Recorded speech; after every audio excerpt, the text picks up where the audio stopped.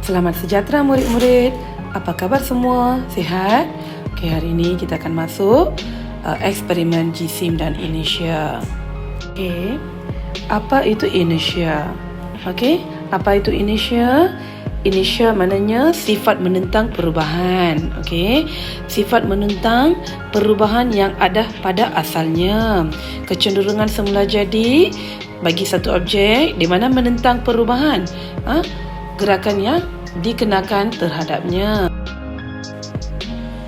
Hukum Newton pertama selalu dikaitkan dengan inertia. Apa kaitannya?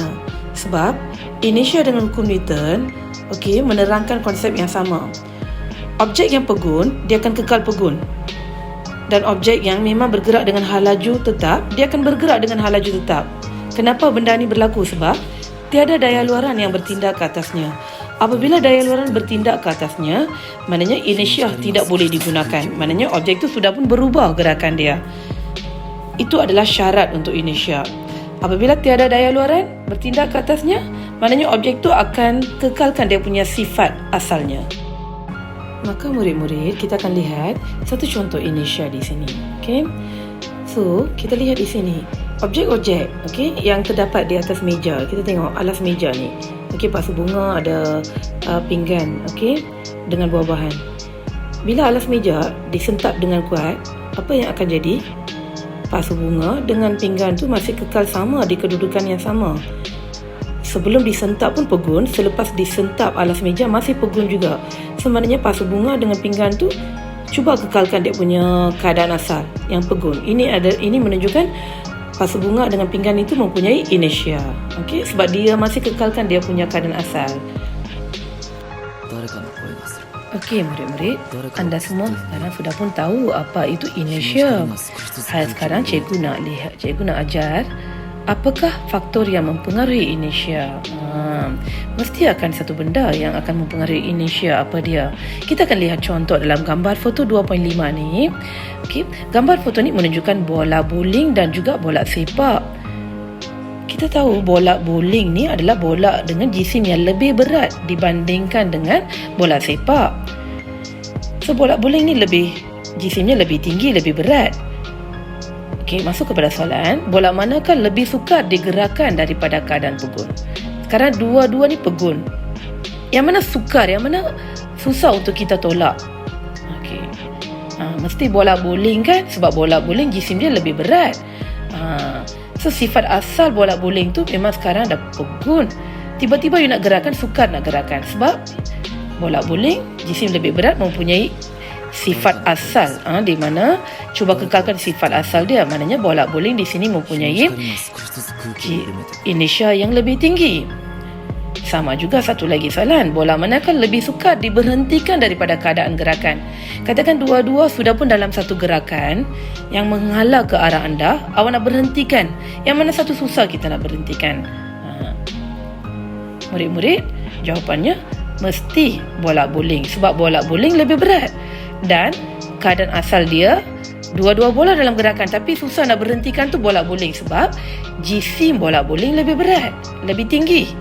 Maknanya apabila ia lebih tinggi, susah kita nak berhentikan dia daripada keadaan asalnya yang sedang bergerak.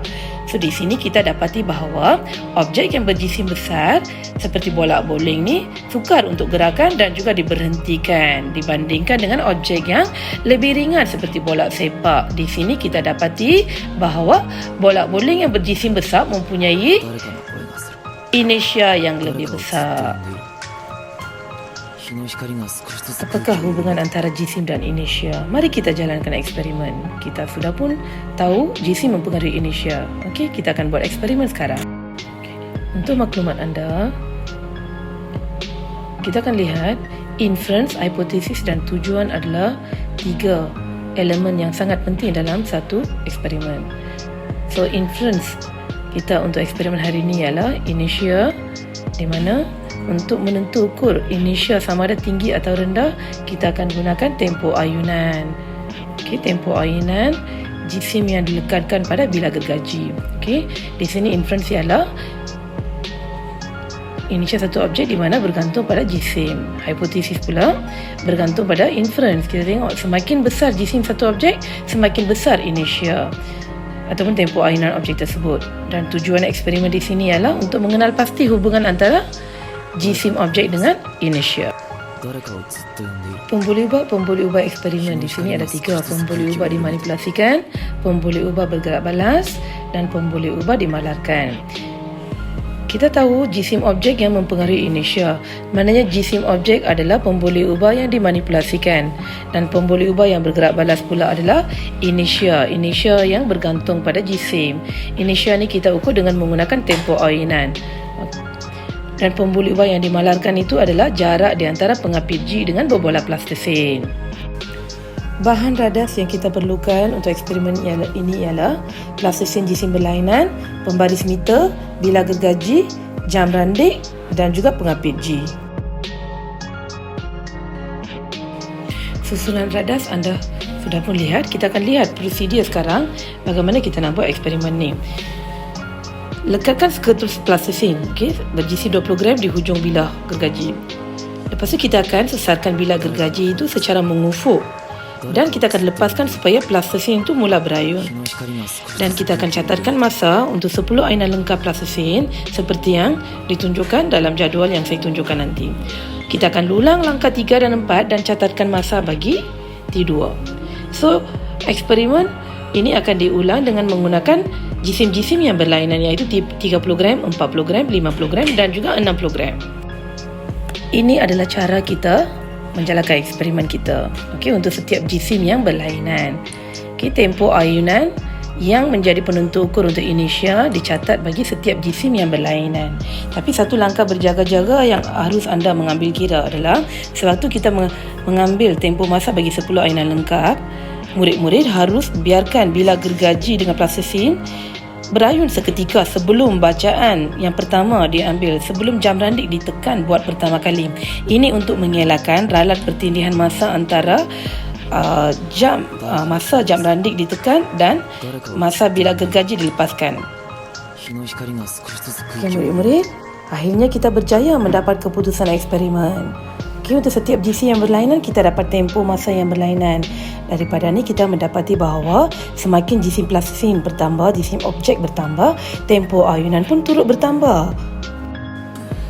Murid-murid, analisis data kita boleh buat sebab kita sudah pun ada data. So maka kita akan plotkan graf T kuasa 2 melawan masa. Untuk mendapatkan satu hubungan kad berkadar langsung. So maknanya apabila kita plot graf T kuasa 2 melawan masa dan jisim itu mesti kita letak pada paksi X sebab jisim adalah pemboleh ubah yang dimanipulasikan. Selalu pemboleh ubah yang dimanipulasikan kita mesti letak di paksi X dan pemboleh ubah yang bergerak balas mesti letak pada paksi Y. So M T kuasa 2 lawan M. Dan akhirnya kita masuk kepada kesimpulan. Maka murid-murid, daripada graf yang kita plotkan, kita mendapati bahawa semakin besar jisim satu objek, semakin besar inertia ataupun tempoh ayunan objek tersebut. Tahniah pelajar-pelajar. Anda semua tolong cuba eksperimen ini dan di sekolah anda dan cuba dapatkan data yang jitu dan tepat. Semoga berjaya. Terima kasih daripada Cikgu Lata.